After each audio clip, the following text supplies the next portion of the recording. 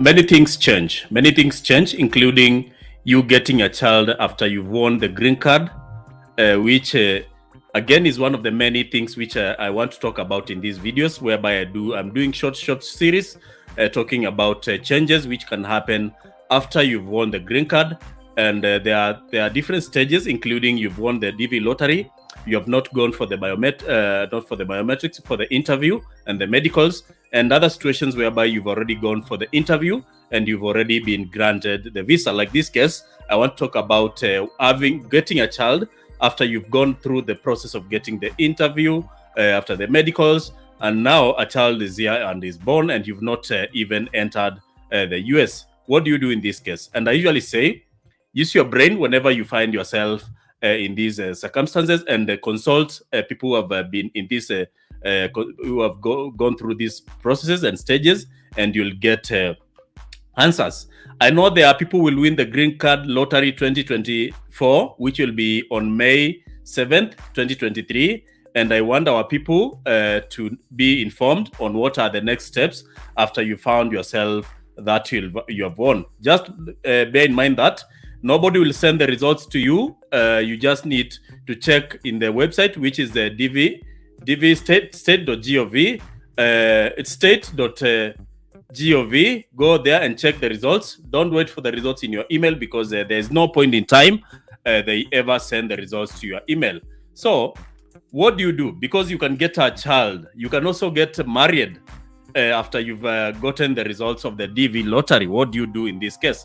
And I usually say, because you've already gone through the process of the interview, you should travel with this child to the US so that you get authorization at the point of entry. That is the port of entry. So there are airlines which will not permit you, will not allow you to board a flight to the US without travel authorization. And in this case, if your airline is adamant and they want to get travel authorization, what you should do is you should go to the US embassy or email them so that they give you travel authorization for the child who has been born, and they have not gone through the medicals, they have not gone through the at the embassy to be interviewed with you. The embassy will give you travel authorization. And don't forget, each and every person who enters the US must have their passport and birth certificate. So immediately a child is born and there's no time, the first thing which should ring in your mind is to get a passport for the child, for the infant, for the 1-day-old child. Get a passport and also get what we call a birth certificate, because those are the things which you'll need. And at the port of entry, that is at the airport in the US, the visa officer will see you, will give you a special form which will fill all the details of the child, including passport number, when the child was born, the circumstances surrounding the birth of the child, and that the border control agents at the embassy, not at the embassy, at the port of entry, maybe the airport, mostly the airport, they'll give you that form, fill that form, and they will allow you entry into the US so that you can continue with the other processes. What about the money? Because someone asked me, Jackson, will this child again be required to pay the $330 to get the same way the other people got the interview? No. In this case, the child will be required for you to pay $220, which is money again, which is for that child to be given a visa to be in the US. So keep that in mind.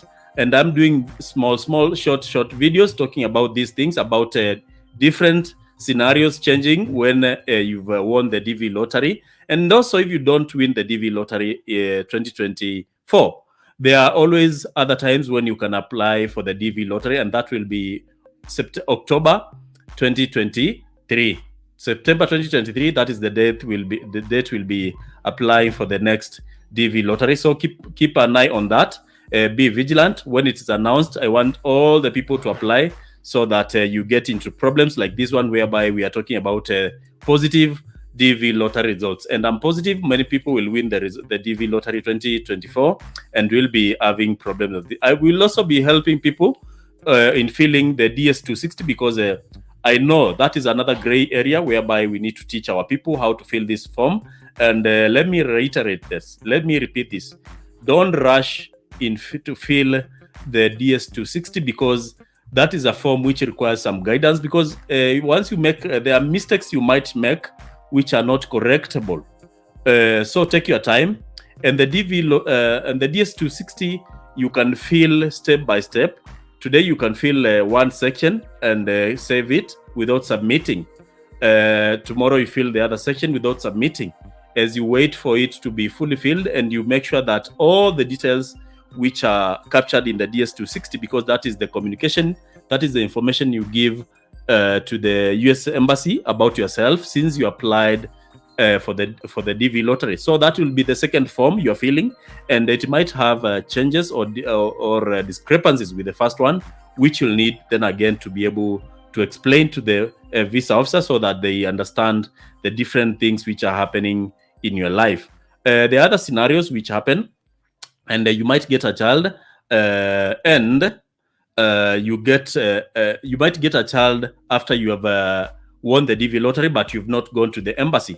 That is a different scenario, which I've talked in another video, which I'm going to attach here so that people can see. There's also another scenario whereby you get a child is born, and this child is born when you've already been scheduled for the interview.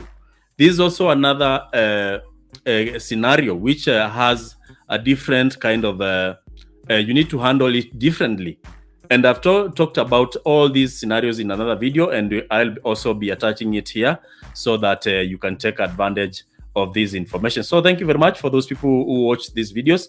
Don't forget to give this video a thumbs up and subscribe to this channel, because all the information about the green card and other things will be in this channel. Thank you, Mary Waithaka, for always coming on live. And if you have any question, you can ask in the video. I'll be answering them on the go. The other thing I want to talk about, let me put this across before I finish this video. I am still helping students who want to study in US and Canada with the financing, because I know financing is one hard thing, is one problem for most African students, because being asked for $300 to study in the US is not $30,000 to study in the US for 1 year can be a tall order. But I'm bringing on board an organization which is able to fund your study in the US and Canada, provided you are taking courses in what we call STEM courses, what we call medical courses, and what we call finance courses. So if that is something you want to explore, and you can write a message down there in the comment section so that I give you the link. Also check the description of this video, because I also share the links there, so that whoever wants to take advantage can go ahead and apply to those goodies. So thank you very much for watching.